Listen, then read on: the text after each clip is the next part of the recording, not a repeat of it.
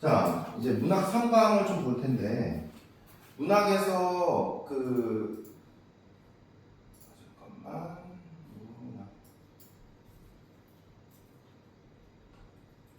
문학 3강에 있는 내용들은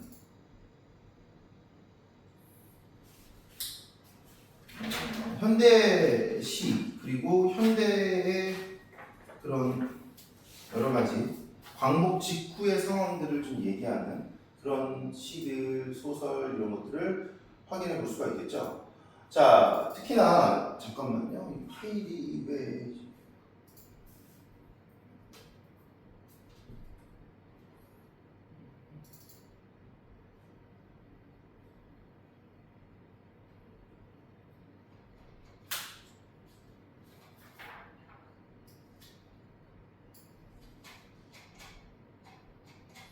광복 직후에 있는 내용들을 다루고 있는데,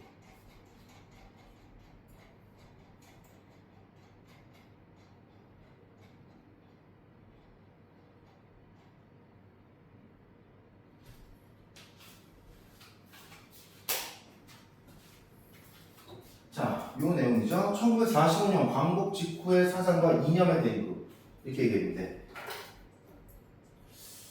광복이 이루어졌다고 해서 우리나라가 바로 행복한 그런 해방을 맞이한 건 아니에요. 굉장히 사회가 혼란스러웠습니다.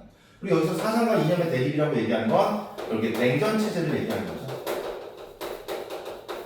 미국과 그 당시 이제 소련, 러시아의 대립적인 상황.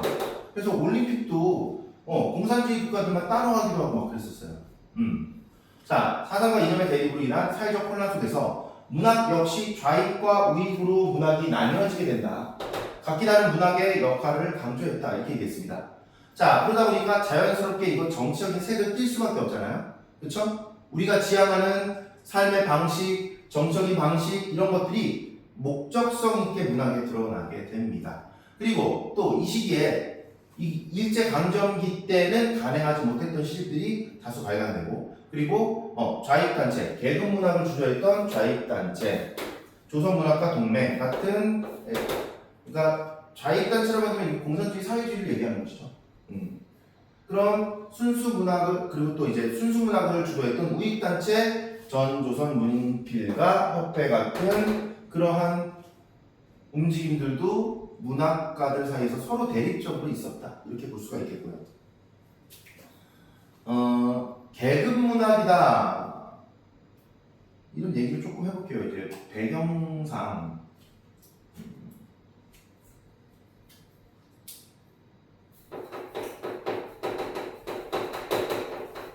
자본주의.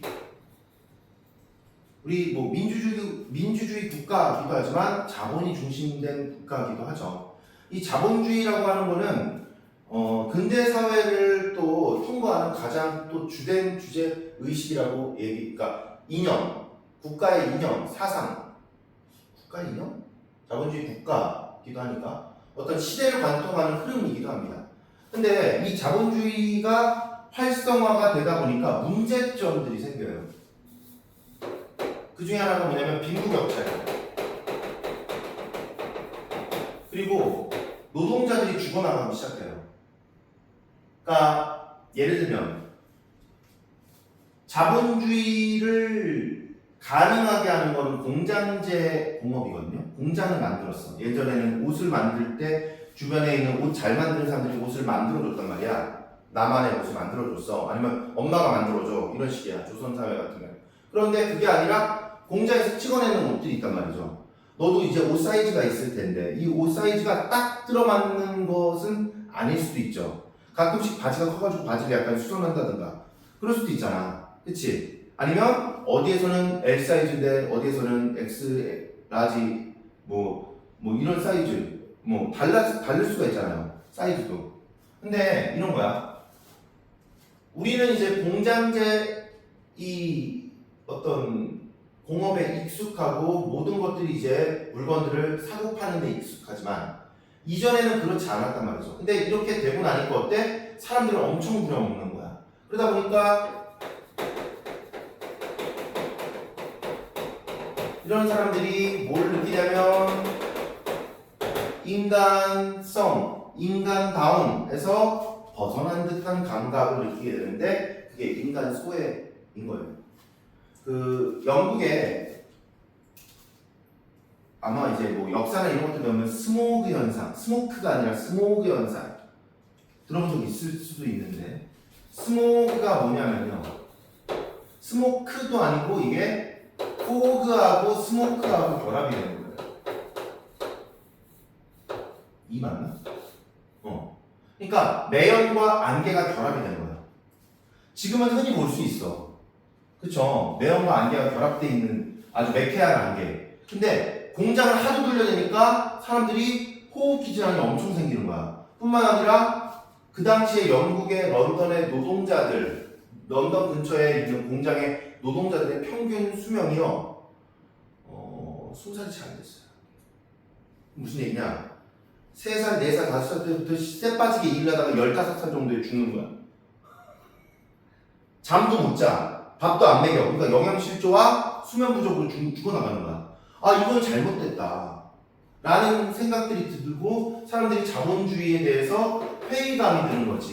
비판을 하게 되는 거지. 자, 이렇게 생각할 수 있어요. 선생님,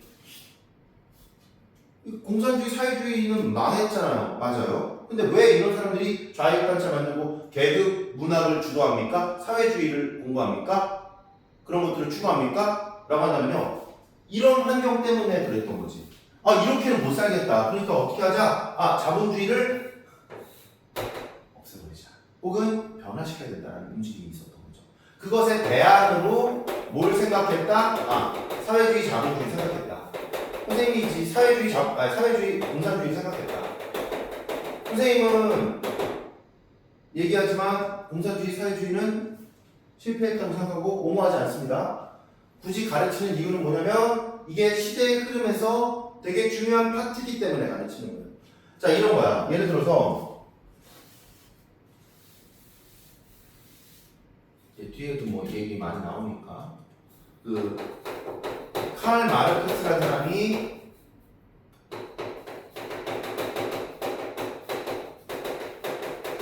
이라는 책을 써서 이게 지식인들한테 많은 영향을 미쳤어요. 아, 이러면 되겠구나 라고 생각을 했던 거야. 무슨 얘기냐면 이 사람이 처음에 이제 야, 잘 사는 사람들만, 부자들만 잘 살고 노동자들은 맨날 굶어 죽고 뭐 희생당하고 하는 것들 이거 맞지 않는다. 노동자들 우리가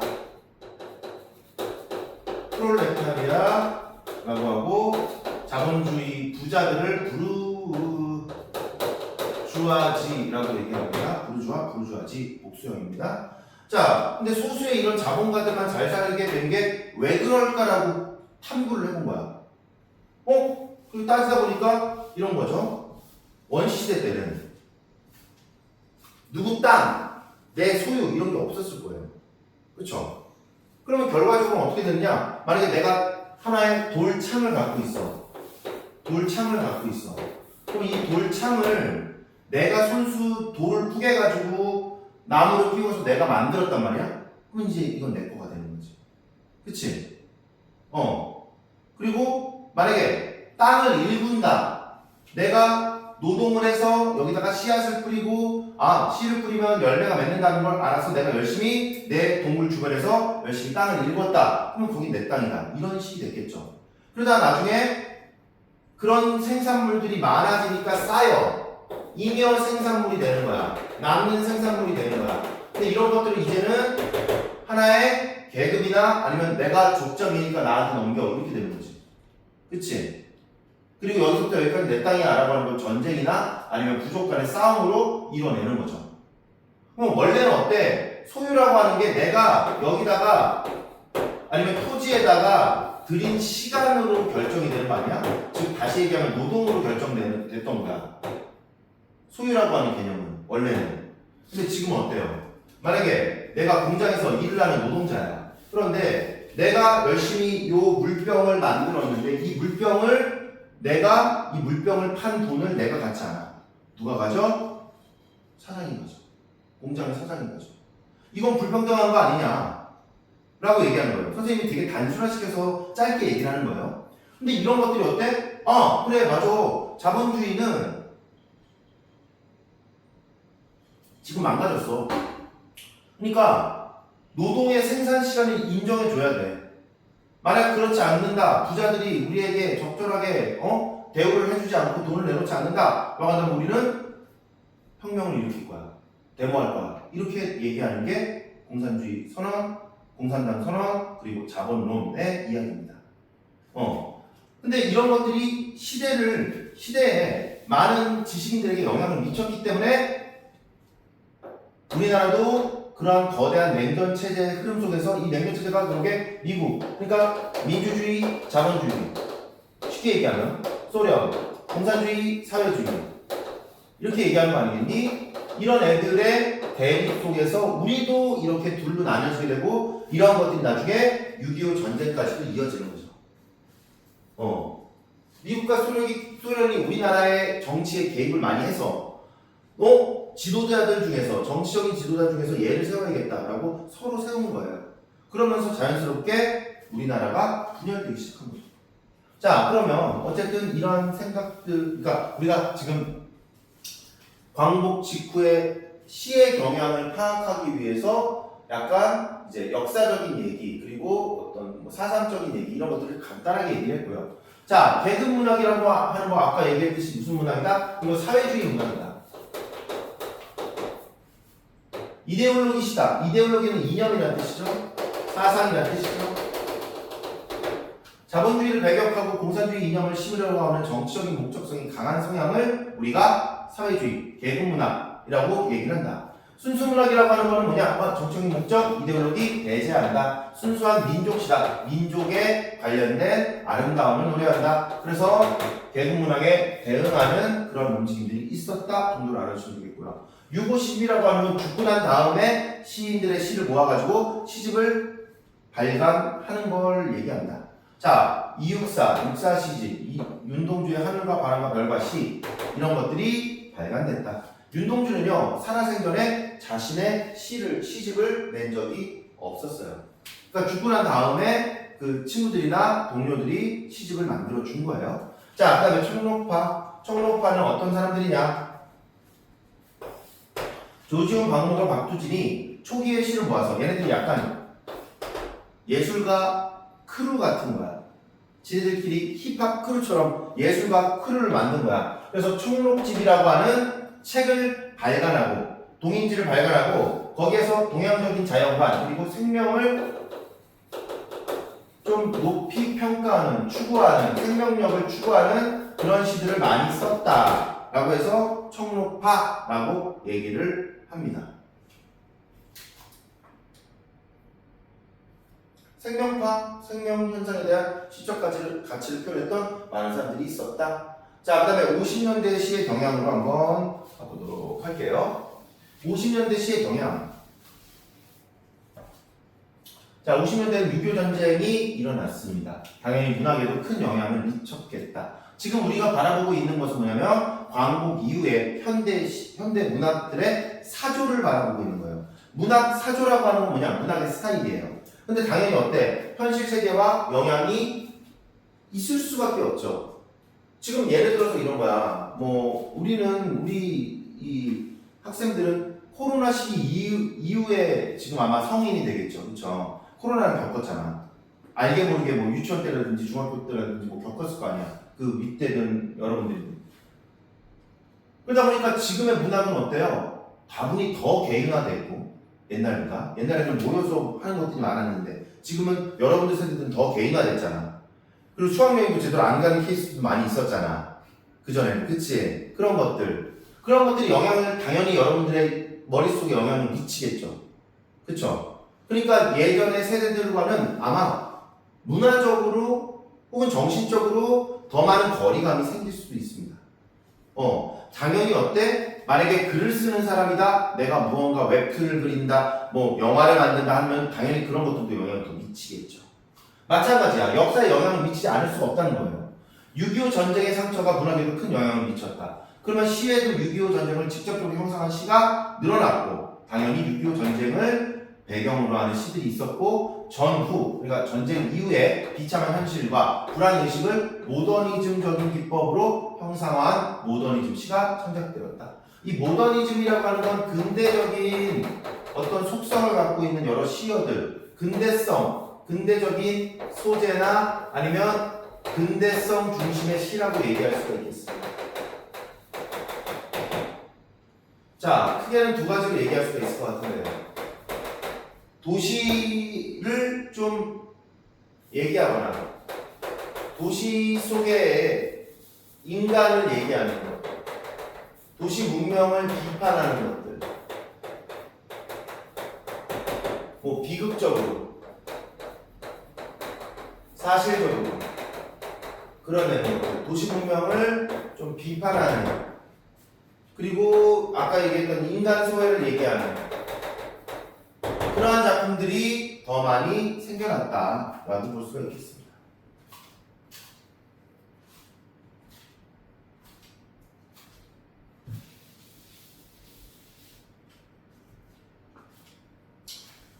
자, 그리고 또 한국의 전통 의식과 자연 의식을 담고 있는 전통적인 시들도 많이 등장했다라고 얘기했는데, 보시면 전후문학, 전쟁 체험을 통한 민족적인 상처, 인간의 실존적 문제, 우리는 왜 살까 하는 그런 실존적 문제를 다루고 있는 시들이 소설들이 여기서 시가 되겠죠. 전후문학 시가 되겠죠.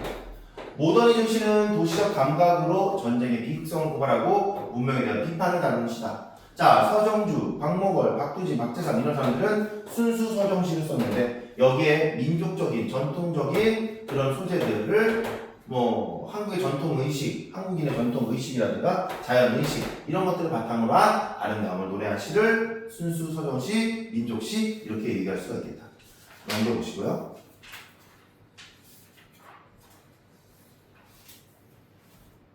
광복 직후에는 아까 그거 찍었지? 번호 찍었지? 찍고 왔죠? 오케이. 자, 광복 직후에 그리고 소설의 경향을 한번 보도록 합시다.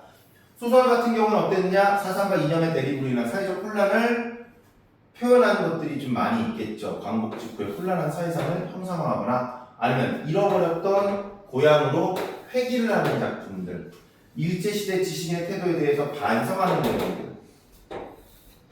얼마 전에도 연예인이 자기 할아버지 자랑을 좀 했다가 할아버지가 친일파 중에 대친일파다 이렇게 해가지고 논란에 좀 휩싸인 사례가 있었죠.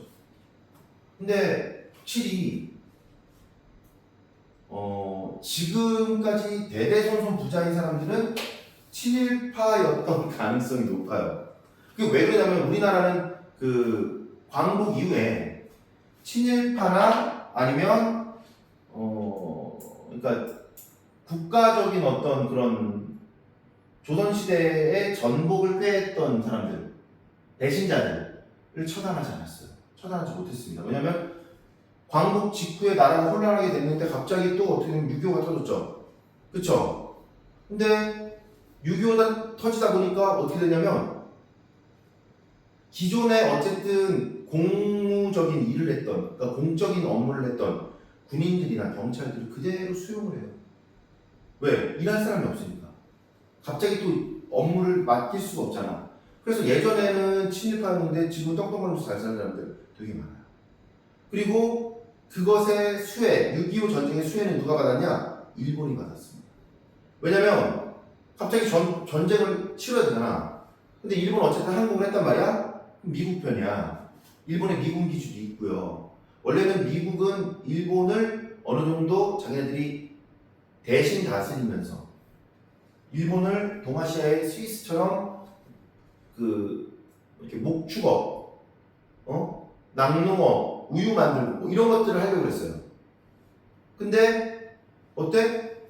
일본에 이미 공장이 좀 남아있어. 물론 핵폭탄 몇 개 떨어뜨렸지만 공장이 남아있어. 그러니까 거기서 군수 산업을 또 한 거예요. 왜? 전쟁에 필요한 물자가 있으니까 그걸 또 6.25 전쟁에 썼던 거예요. 그러다 보니까 일본 잘 살게 됐어요. 반사 이익을 얻은 거죠. 그걸 바탕으로 해서 일본은 다시 한번 일어설 수가 있게 됐어요. 자, 그리고 여기에 등장하는 고양이 있죠, 고양. 고양. 잃어버렸던 고양이야. 이때 이 고양이는요, 잃어버린 뭐 인간성 혹은 공동체 의식 이런 것들을 얘기한다고 볼 수가 있겠습니다. 거기에 플러스 이런 것들을 갖고 있는 고향은 일종의 이상향이었다. 이렇게 얘기해 볼 수가 있겠습니다.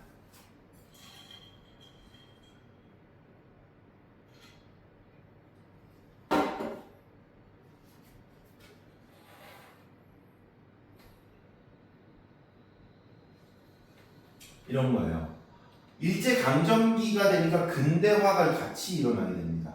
근대화가 같이 일어나니까 예전에 고향이라고 하더라도 원래 고향의 인심이나 서로 사랑하고 서로 애정하고 했던 것들이 사라지게 되는 거야. 사람들이 이기적이 되고 돈만 밝히고 이렇게 돼버린 거예요. 쉽게 얘기하면. 그러다 보니까 고향에 들어가도 옛날 고향의 느낌이 안 나. 난 뭔가 소중한 걸 잃어버린 것 같아. 근데 그런 것들이 광복 직후에도 계속 되는 거죠. 그리고 광복 직후에는 어쨌든 떵떵거리면서 우리가 또 잘 살아보겠다고 한강의 기적 열심히 생활운동하고 했단 말이야. 그러다 보니까 어때? 진짜 고향의 모습이 사라지게 된 거야. 농촌 공동체의 아름다운 인간적인 어떤 면모들, 인정 이런 것들이 사라지게 되었다.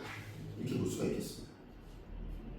그래서 다양한 작품들의 아까 얘기했던 것들의 반복입니다. 그래서 경제적인 혼란으로 모순된 사회상을 형상화한 그런 소설도 있고 잃어버린 고향이나 삶의 원형을 되찾고자 하는 그런 내용의 소설들도 있고 일제강점기에 대한 반성을 다룬 작품들도 있고 인간의 보편적인 삶을 다룬 소설들도 유행을 했었다. 자, 그 다음에 50년대로 넘어갑니다.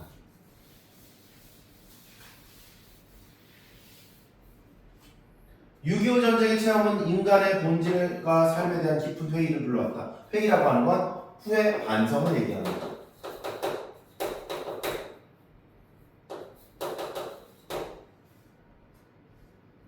이는 문학에도 큰 영향을 미쳤다. 이 시기에는 전후의 현실에 대한 인식, 부조리한 현실 고발, 그리고 인간의 본질 추구. 왜냐? 야, 우리 인간은 왜 살까? 왜 이렇게 서로 싸우고 지지고 먹고 할까? 하는 것들에 대한 인식들, 반성들. 그러면서 인간성을 되찾자, 인간의 본질이란 무엇인가? 이런 것들을 추구하는 그러한 문제적 소설들도 많이 등장하게 되었다는 겁니다. 밑에 나와 있는 것들, 아까 얘기했던 내용이니까 쭉 넘어가도록 하시고. 자, 60년대, 70년대 문학의 문학사 층을 한번 보고 갑시다.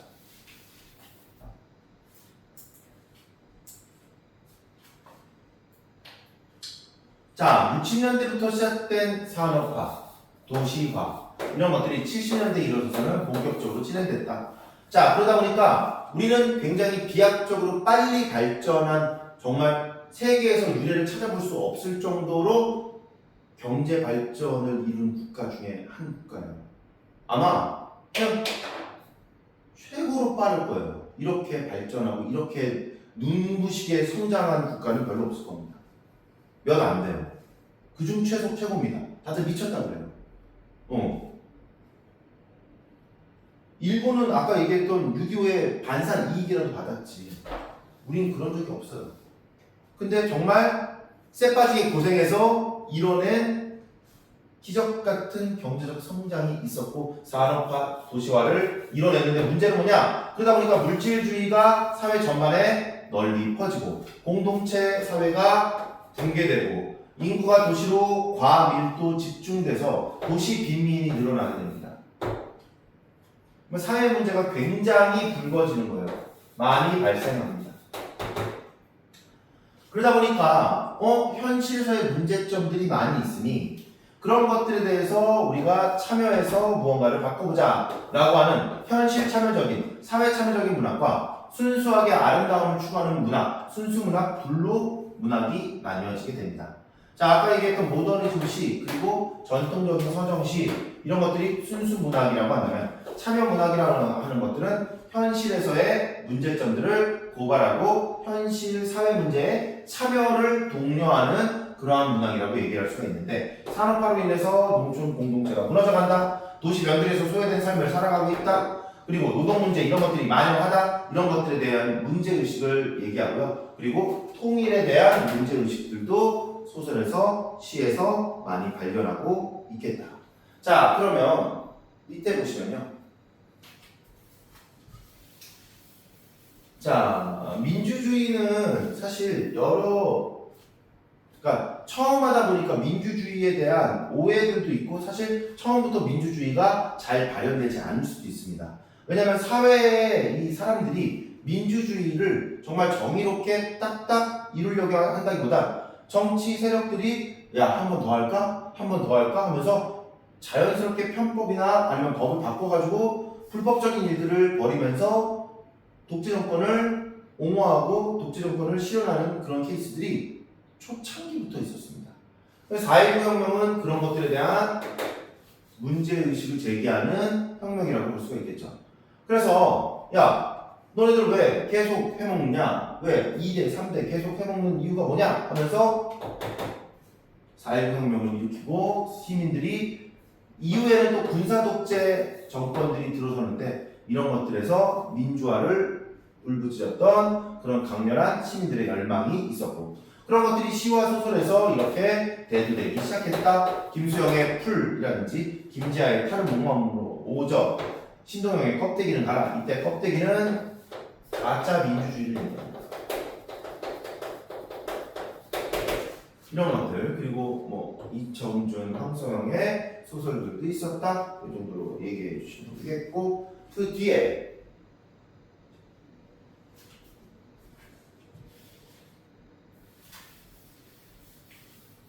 급속한 산업화로 인해 사회적 문제의식을 담은 작품들이 많이 등장했는데 특히나 우리 아까 얘기했던 대로 한강의 기적 이런 것들은 좋은 거지만 그 이면의 인간소외, 농촌의 궁핍, 공동체 해체, 도시비밀 문제 이런 것들이 일어나면서 거기에 대한 비판적 의식들을 문학작품에 다루기도 했었다는 겁니다. 자, 그래서 대표적으로 신경님의 농무, 김광석의 성북동 비둘기, 정희성의 정은강의 삽을 씻고 같은 작품들이 있고요. 농무는 농촌에서 이렇게 춤과 노래를 막 하면서 뭔가 농사는 농사대로 안 되고 울분에 젖어서 아주 분에 여기 그런 표현이 나옵니다. 중의적인 표현이 나오는데 분에 얼룩진 이런 표현을 쓰는데요. 화장분이 얼룩졌을 수도 있겠고 분노에 얼룩진 이런 표현이 될 수도 있겠죠. 그런 식으로 춤을 추고 그리고 사물놀이, 풍물놀이 이런 것들을 하면서 예술로 한을 승화시키는 내용들이 시에 담겨있는 좀 농촌 사회의 문제점들을 고발하는 시라고 볼 수 있겠고 김광섭의 성북동 비둘기는 비둘기가 성북동에서 잘 살고 있다가 산을 막 뽀개고 아파트를 짓고 건물을 짓고 하면서 얘네들이 살 곳을 잃어버렸다라고 하는 환경 문제나 혹은 비둘기 같은 경우에는 또 어렵게 사는 사람들을 형성화했다고 볼 수도 있겠죠. 인간성의 문제 이런 것들을 다루고 있는 시. 정희성의 정강의 39는 노동 문제에 대한 현실을 다루고 있는 시다. 그리고 황서영의 산보 가는 길 같은 경우에는요. 아까 얘기했던 잃어버린 고향 그러니까 지금은 찾을 수 없는 공동체적인 의식의 이상향 이런 것들을 찾아 나가는 그런 여정이 있는 소설이다 이렇게 얘기할 수 있겠고 난촌수필, 난소공 같은 경우에는 노동 문제, 도시 비밀 문제에 대한 현실적 고발을 상징적으로 하고 있는 소설이다 이렇게 얘기할 수가 있겠습니다. 넘겨서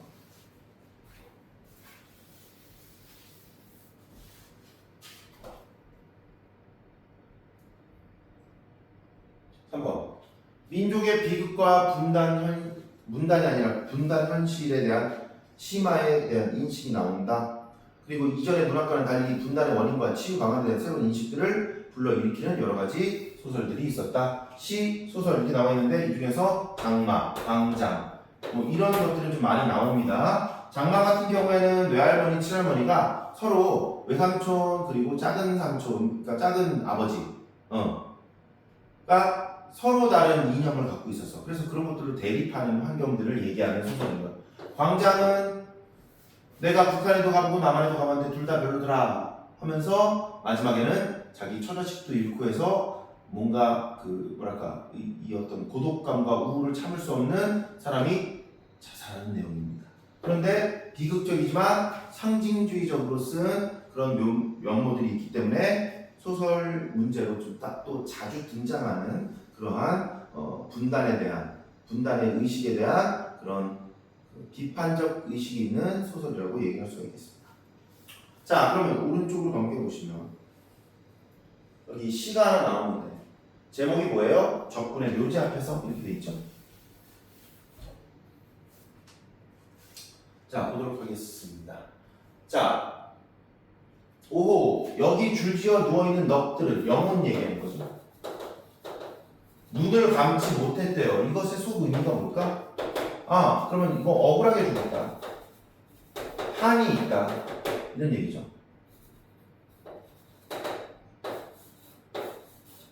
얘네들은 억울하게 죽은 거야 라고 얘기하고 있는 겁니다. 근데 제목이 뭐예요? 적군 묘지 앞에서죠. 그러면 이 넋들은 뭐겠어요? 적군의 넋. 시 되겠죠.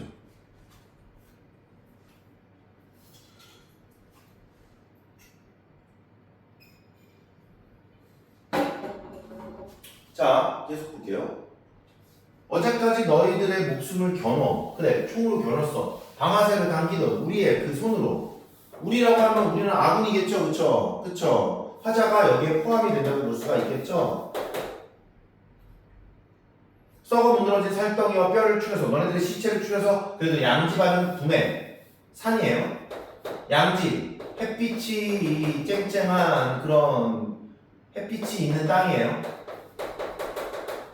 양지바는 곳, 햇빛이 그래도 쨍쨍한 곳에 골라서 고이 파묻혀서 때, 그러니까 풀들마저도 입혔다. 그런 무덤을 만들어줬다는 거죠.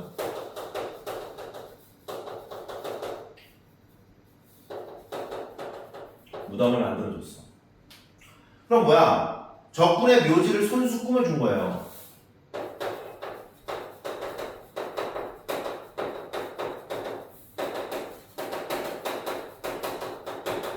이렇게 얘기해 볼 수가 있겠죠.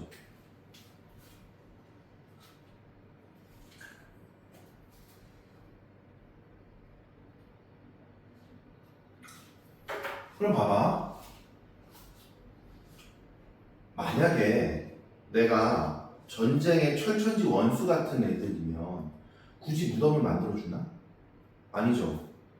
이 악랄한 놈들 하면서 어떻게 하겠어? 그냥 때로 그냥 아무데나 그냥 묻어주고 그냥 덮어버리지 않을까?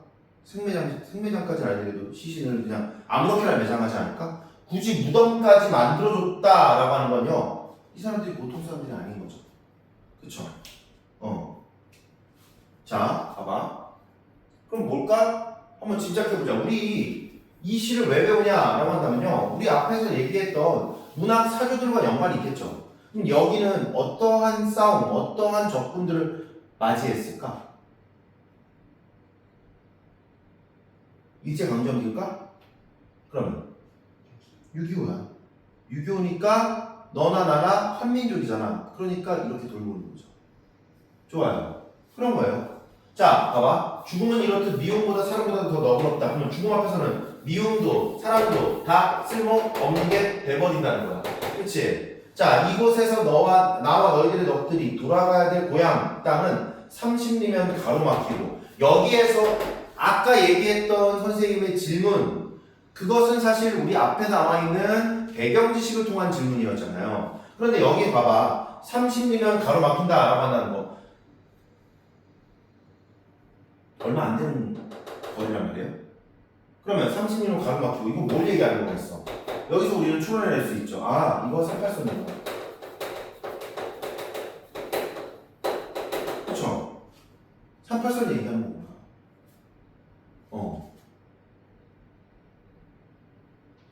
이해되죠?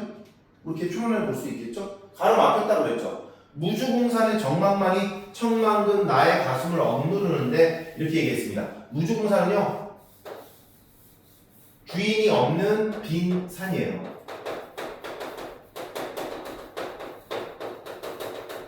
우리 38선 이렇게 있으면 DMZ라고 아예 아무도 못 가는 공간이 있잖아. 그런 것들의 산도 있겠죠. 그럼 무주공산이 된다고 볼 수 있겠죠. 그리고 나의 가슴을 억누른다라고 하면 내 내면이 어떻다는 거예요? 내 마음이 썩 좋지 않다는 거지. 압박이 온다는 거지. 그러면 답답하다는 거죠. 그쵸? 그럼 적군 죽이고 난 사는데 왜 답답해? 아, 이 싸움이 그렇게 명예롭거나 그렇게 이겨서 좋은 싸움이 아니라는 것들을 짐작해 볼 수가 있겠죠. 이해되죠? 살아서는 너희가 나와 미움으로 맺혔지만 이제는 오히려 너희의 풀지 못한 원한이 나의 바람 속에 깃들어 있다. 그러면 나의 바람에는 너의 원한들이 있다 라고 한다면 봐봐, 너네가 죽어가지고 이제 한이 생겼어. 근데 그게 나의 바람 속에 있다 라고 하는 건 내가 소망하는 바가 너네들의 한과 맞닿아 있다는 거죠. 얘네들 살고 싶었겠지. 근데 나도 그걸 바라고 있었다는 거지. 그치? 억지로 살았다는 얘기죠. 이렇게 볼 수가 있겠죠. 손에 닿을 듯 봄 하늘에 구름은 무심으로 북으로 올라가고, 여기서 우리는 힌트 발견할 수 있겠죠? 북으로 올라간다는 건 뭐예요? 그러면 적군이 어떤 군이다? 북한군이다. 북한군이다 라고 하는 것들을 우리가 짐작해 볼 수가 있겠죠.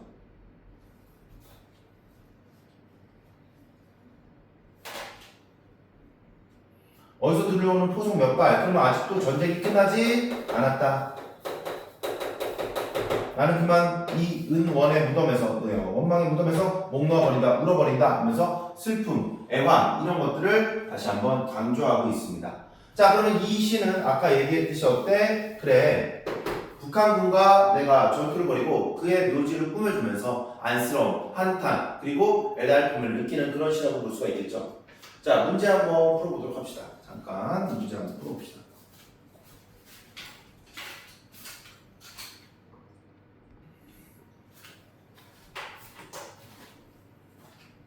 자, 1번에 1번 되겠고 2번에 3번, 3번에 1번 이렇게 되죠. 자, 여기에서 지금 현실과 대조되는 자연의 모습이라고 했는데요. 찾아볼 수 있는 게 뭐냐면 이런 거야. 구름이 무심히도 북으로 흘러간다고 그랬지. 사람은 가요, 못 가요? 못 가죠. 그렇죠? 그런 것들이 서로 대비된다고 얘기할 수 있겠다. 대조된다고 얘기할 수 있겠다. 그리고 여기에 지금 3번의 선지에 공감각적 심상이라고 나와 있는 거죠. 공감각적 심상이 뭡니까?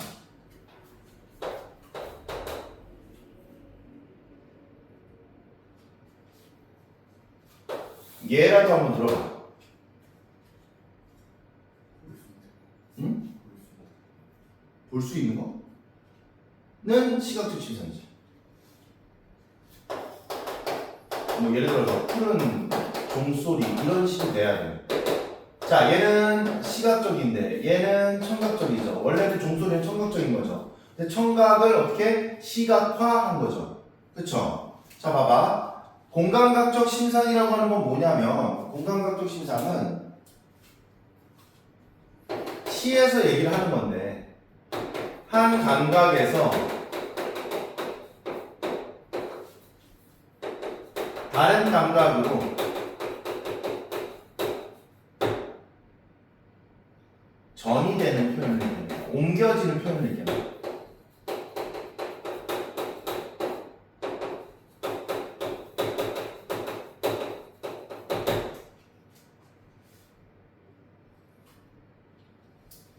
예를 들어 톰과 제리 같은 애니메이션이 있다고 해보자. 이거는 물론 문학은 아니지만, 자, 이렇게 치즈가 있어. 치즈가 이렇게 냄새를 막 풍겨가지고 제리를 꼬신다고 해보자. 그럼 봐봐. 냄새는 우리 후각적인 거죠. 냄새는 색깔로 표시가 됩니까? 아니죠. 근데 텔레비니까 얘는 냄새를 색깔로 표현했단 말이야. 즉 다시 얘기하면 후각적인 것을 어떻게 표현했어요? 시각적으로 표현했죠. 시각화했다고 볼 수 있겠죠. 그쵸? 이렇게 한 감각에서 다른 감각으로 옮겨지는 표현을 우리가 뭐라고 그런다? 뭐라고 그런다? 뭐라고 그런다? 공감각적 심상이라고 한다. 뭐라고요? 공감각적 심상이다. 감각이 겹치는 거예요. 봐봐, 종소리는 들리는 거지. 종소리가 띵 하고 들린다고 해서 푸른색으로 보이나? 아니죠. 근데 푸른 종소리라고 수식을 했죠. 그러면 종소리가 푸르게 보인다고 하는 것은 결국에 한 감각, 청각에서 시각으로 옮겨가는 거죠. 청각의 시각화라고 얘기할 수 있겠죠. 그렇죠?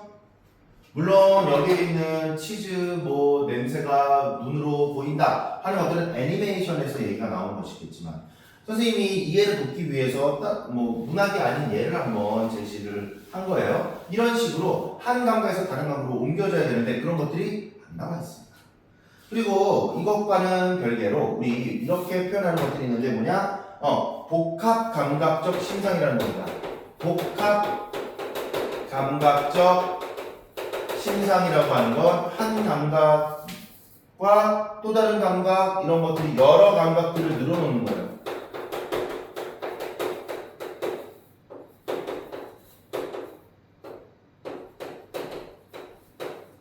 여러 감각들을 늘어놓는 거 복합 감각적 심상이라고 합니다. 문제 다 맞았니? 네. 괜찮? 넘겨보고 또 한 번 넘겨봅시다. 휴전선 말고 꽃동굴 보자. 107페이지. 꽃동굴.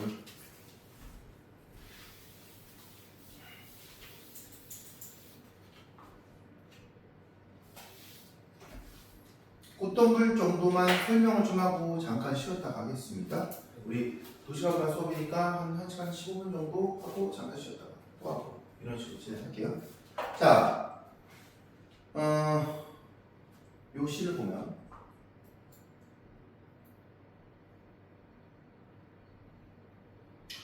우선 여기에서 이 시에 대한 배경 지식이 전혀 없는 상황에서 2번을 보시면요. 여기에 뭐가 나와 있니? 작가의 현실 인식에 대한 설명으로 알맞은 것은 얘기했죠. 근데 빼놓지 않고 키워드가 나오는 게 조국 강국이에요. 조국이에요. 그쵸? 거의 4개가 조국 광복에 대한 얘기야. 그러면 이렇게 한번 퉁칠 수도 있는 거야. 아, 이거 광복에 대한 얘기들이 어느 정도 들어있겠구나. 시어 중에서 우리가 시어를 함축적이라고 얘기하잖아요. 의미가 안에 내포되어 있다. 함축적이다. 그러면 그런 시어들 중에서 조국 광복에 대한 얘기들이 어느 정도는 깔려 있을 수 있겠구나. 어떤 시어인지 한번 찾아보자. 라는 거예요. 태양을 의논하는 거룩한 이야기는 이거 좋은 거죠? 왜? 이 이야기는 거룩한 이야기라고 했어요. 그럼 태양도 좋은 거죠. 항상 태양을 등지는 곳에서만 비롯되었다.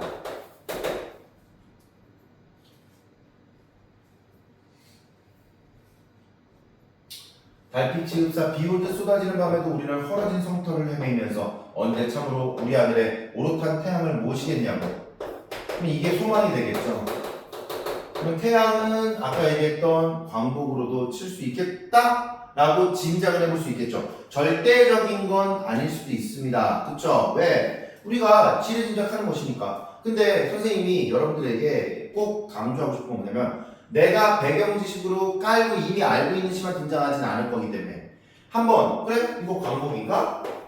아까 거기에서 많이 나왔으니까 이렇게 짐작해 볼 수도 있는 거지. 심지어 모시겠다라고 얘기했으니까 얘 긍정적인 시험인 거 맞죠? 그쵸? 그런 의미에서 한번 이렇게 한번 찍어보라는 거예요. 왜? 내가 시를 전부 모를 수도 있으니까. 그쵸?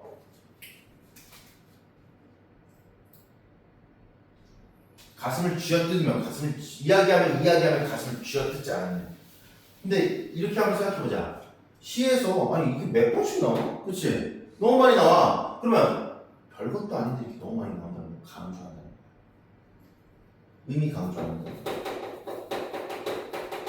이야기 여러 번, 그건 얘는 이 이야기하는 거 가슴을 쥐어뜯는 게 얘한테는 강하게 느껴지는 거야. 강조하고 싶은 거야. 그러면 가슴을 쥐어뜯으며 이야기한다는 건 뭐야? 답답하다는 거죠.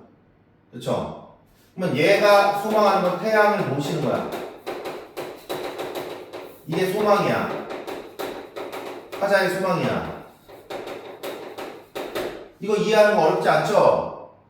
그쵸? 헐어진 성터를 헤매인다고 했어요. 부정적인 시어죠. 그쵸? 그러면 태양을 모시는데 불충분해. 그래서 우리는 이게 제대로 이루어지지가 않아요. 그쵸? 그러니 어때? 답답하고 가슴을 쥐어뜯으면서 그치? 이야기를 하고 계속 이야기를 하는 게 아니겠습니까? 그쵸? 이루어지기가 어려운 현실인 거죠. 그쵸? 현실적으로 실현이 안 이루어지고 있는 거야. 가능성이 적은 거예요. 그쵸? 이해되나요? 그러는 동안 영영 잃어버린 것도 있다. 죽었어. 그러는 동안 영영 멀리 떠나버린 것도 있다. 미국, 일본으로 가버렸어. 몸 팔아버린 것, 마음 팔아버린 것. 그러면 몸을 팔았다. 그러면 얘는 아예 변절했어. 그치? 마음 파는 것도 아마 비슷할 거야. 정신이 헷가닥됐어. 그러면 이런 이런 애들도 다 있었는데 그동안 36개가 지나갔다. 아! 우리 1910년에 일제강점기가 이제 을사조약 일어나고 그 다음에 45년을 광복하지 않나요? 그치? 그럼 36년 맞죠? 그쵸? 횟수. 다시 우러러보는 이 하늘에 아직 겨울밤 달이 아직도 차대요. 그러면 이거 마이너스. 오는 봄에 분수처럼 쏟아지는 태양을 안고 꽃덩굴에 안겨버리라 했는데요. 그러면 얘가 광복이라고 하는 거를 기정사실화 한다 그러면 꽃덩굴이라고 하는 건 뭐냐면 앞에서 이렇게 얘기했어요. 우러러보는 이 하늘에 겨울밤이 아직도 차다라고 하는 건 그래. 제대로 된 광복이 오지 않아. 제대로 된 광복, 조국의 광복이 오지 않았다는 얘기예요.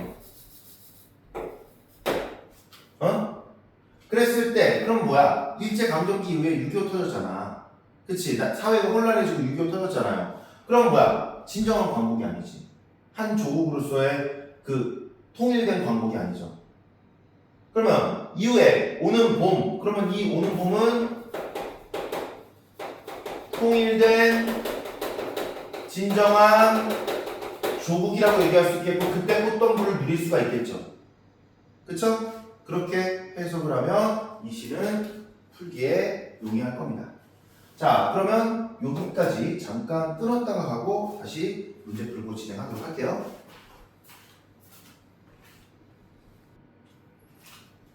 자, 그러면 답을 한번 들어보도록 합시다.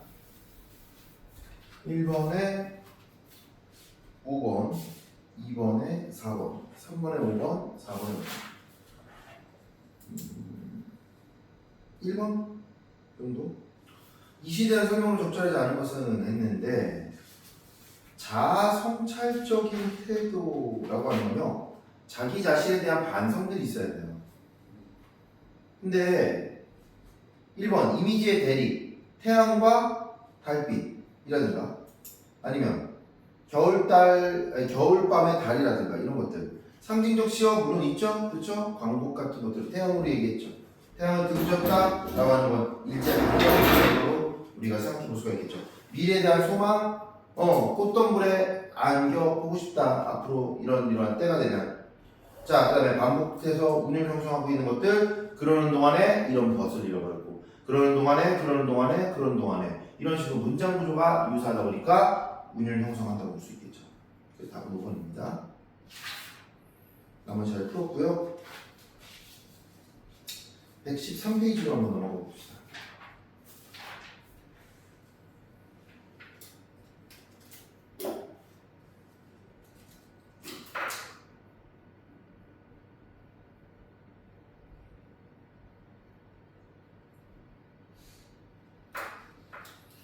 자, 요거 얘기하면 선생님이 여기에 이제 빈칸이 좀 있거나 113페이지가 지금 너한테는 맞죠?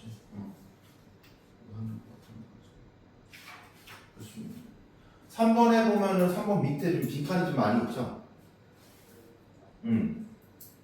거기다가 이렇게 한번 써보세요. 우리 시를 분석하는 방법들에 대해서 다시 한번 언급을 드려보겠습니다. 우리가 시에 대해서 분석한다고 얘기를 했는데 배경 지식이 있으면 좋겠죠? 그러면 내가 미리 공부했던 그런 시다 어떤 시인에 대해서 그런 것들을 내가 확인할 수 있었다 그러면 아마 시를 분석하는 데 용이할 겁니다.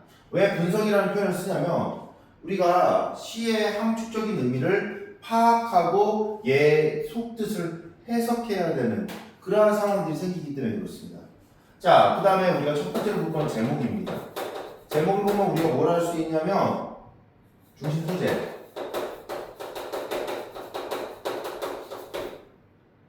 시적인 배경 그 자주 등장하는 식구.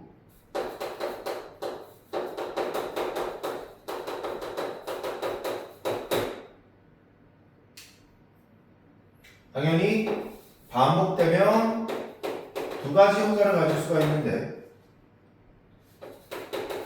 의미를 형성하고 의미를 강조한다.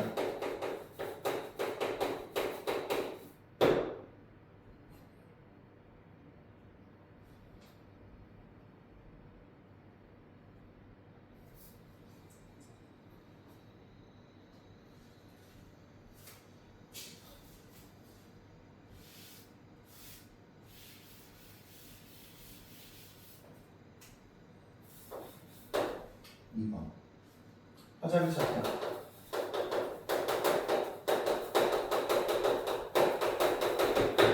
화자가 나로 등장할 수도 있고 등장하지 않을 수도 있다. 만약에 나로 등장한다 그러면 얘가 어떤 시적 대상을 바라보는지 확인하고 그 시적 대상을 긍정적으로 보는지 부정적으로 보는지 이런 것들을 판단해보자. 만약에 안 나왔다 그러면 우리가 추측을 해야 됩니다. 그래도 이러이러한 걸 하는 사람이다. 이러이러한 관점이 있다. 이런 식으로 해석의 여지가 필요합니다. 자, 여기에 대해서 조금 더 언급을 한다 그러면 화자가 있고 화자가 바라보고 있는 시적 대상이 있겠습니다. 그 중에서도 중심되는 것들도 있고 보조적인 것들도 있고 그렇겠죠. 자, 우리는 화자가 긍정적인, 부정적인 어떤 태도를 갖고 있는 것들을 확인할 수 있는데 이런 것들은 시어나 아니면 어미 부분에서 확인하기가 용이합니다. 여기에서 우리가 어조, 그러니까 말투를 확인할 수가 있고요. 시어에서는 그 의미를 통해서 우리가 이 어떤 태도를 갖고 있는지를 추론할 수가 있는데 이 시어 같은 경우에는 시어가 이렇게 있으면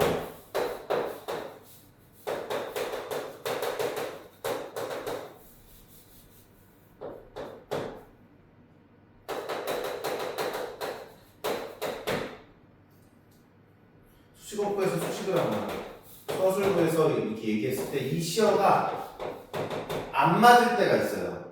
즉 다시 얘기하면 무슨 얘기냐? 아, 이게 문맥상 맞지 않아. 이상해. 내 뺨 위에 흐르는 보석 이렇게 얘기했다고 해보자. 흐르는 보석이 어디 있겠어? 그치? 없잖아. 보석은 액체가 아니라 고체잖아. 흐르는 무언가겠지. 액체겠지. 뺨 위에 흐른다, 눈물, 땀, 피 뭐 이런 것들로 얘기할 수 있겠죠. 그쵸? 그러면 만약에 예를 들어서 아까 얘기했던 대로 내 뺨 위에 흐르는 보석이다 이렇게 얘기했다고 쳐보자. 그러면 얘는 보석이 아니라 보석이 아닌 다른 거겠죠. 액체겠죠. 만약에 피땀 눈물이라고 해보자. 그러면 여기에서 의미를 조금 더 확대 해석할 수도 있겠죠. 우리가 상징이라는 것은 우리가 비유와 상징을 구분한다 그러면 이렇게 구분할 수도 있겠는데 비유는요 원관념과 보조관념 사이의 유사성을 바탕으로 해서 얘가 얘랑 닮아 있다 해서 대신 쓰는 거예요. 근데 상징이라고 하는 거는 보통 어떤 구체적인 사물이나 구체적인 대상이 있을 때 그 대상에 추상적이고 관념적인 의미를 부여하는 것 그런 것들 얘기합니다. 피면 이건 뭐 희생, 땀이면 이거 노력, 눈물이면 이거 슬픔 뭐 이런 식으로도 해석할 수 있겠죠. 이런 식으로 의미를 추론해내고 우리가 의미를 다시 한번 점 찍어보는 그런 것들이 결과적으로는 여러분들이 시에서 문학작품에서 국어적인 감을 익히는 거예요. 국어 문제의 감을 익히는 거예요. 야, 문학이라고 하는 거 이거 책 많이 읽어본 애들이 잘 푸는 거 아니야? 이렇게 생각할 수도 있겠지만 이런 연습들은요 사실 이런 연습에서 등급을 올리고 1등급을 맞는다는 것은 분명히 노력의 어떤 영역으로 충분히 가능한 지점입니다. 노력해서 할 수 있는 지점이에요. 이런 것들 안 하고 계속 눈으로만 봐. 내 생각이 맞겠거니 하고 문제를 풀어버리면 안 된다는 거죠. 이 시가 요구하는 것 혹은 이 지문에서 있는 내용을 바탕으로 어떠한 관점을 보여라 라고 했을 때 그거를 해석하는 것들은요 내 기준이 정답이 아니라는 얘기예요. 내가 바라본 대로 내가 알고 있는 지식만 전부가 아니에요. 근데 심지어는 여러분들 같은 경우에는 여러분들 또래들은 어휘력이나 아니면 뭐 독해력이 그렇게 좋지가 않아요. 그러다 보니까 많이 틀리게 되는 경우가 생긴다는 겁니다. 그리고 그런 것들을 노리는 문제들이 있겠죠. 있을 수밖에 없습니다. 자, 이 시는요, 한번 마음속으로 한번 읽어보고, 선생님이 이 신동엽이라는 작가는 미리 조금 말씀을 드리면, 독재정권을 비판하는 시를 많이 썼어요. 참여 시를 많이 썼어요. 여기에서 얘기하는 누가 하늘을 보았다 하는가, 이 하늘을 민주주의라고 한번 생각을 해봅시다. 그리고 한번 이 문제를 1, 2, 3번 한번 풀어보도록 합시다.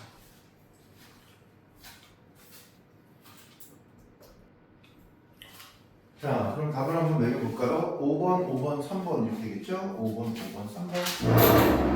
자, 요거 해석을 조금 들어가도록 할게요. 누가 하늘을 보았다 하는가? 누가 구름 한 송이 없이 맑은 하늘을 보았다고 하는가? 이렇게 얘기했어요. 근데 네가 본 건 먹구름이래. 그걸 하늘로 알고 입생으로 살았다. 응. 넌 착각했다는 거지. 오해했다는 거지. 그치? 착각했다는 거지. 그럼 이건 진실이 아닌 거죠. 그리고 시대상을 반영하는 반영론적 관점에 따르면 아까도 얘기했듯이 이 신동엽이라고 하는 작가는 독재 정권을 비판하는 사회 참여시를 많이 썼단 말이에요. 그러니까 우리나라에서 참여시라고 얘기한다 그러면 독재 정권을 비판하고 시민 정신을 이제 긍정하고 응원하는 그러한 시라고 얘기할 수가 있습니다. 그러면 이때 하늘은 민주주의죠. 그러면 구름 한 송이 없이 맑은 하늘, 구름 안 좋은 거야. 먹구름 안 좋은 거야. 이런 것들은 가짜 민주주의.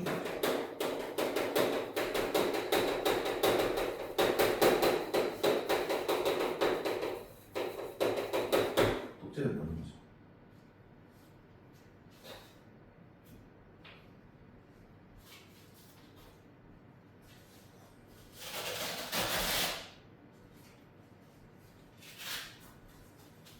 가져갔죠?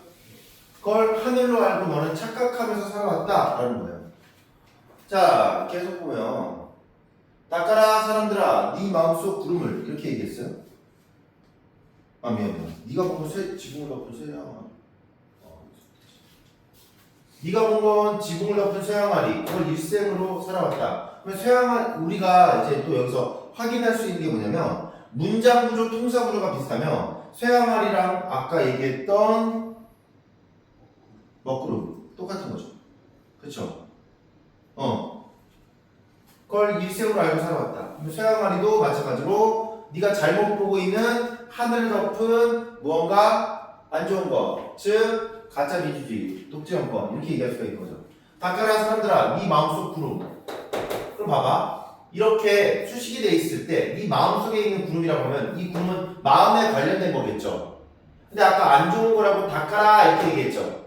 그쵸? 명령형을 내렸어. 사람들에게. 그럼 이건 뭐야? 얘는 없애야 되는 거예요. 마이너스죠. 찢어라. 너네들의 네 머리에 덮은 새 항아리. 너네들의 정신에 있는 새 항아리 같은 부정적인 요소들을 없애라. 이렇게 얘기하고 있는 겁니다.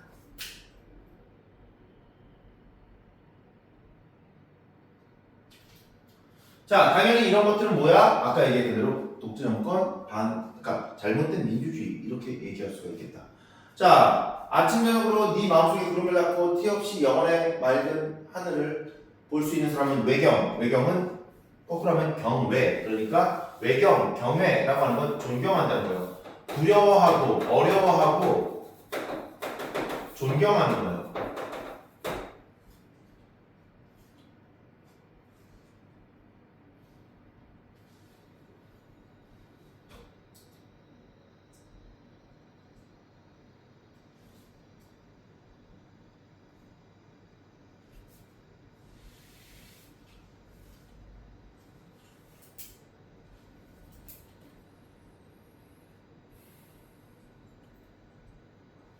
아침 저녁으로 네 머리 위에 쇠항아리를 찍고 티 없이 맑은 구원의 하늘 마실 수 있는 사람은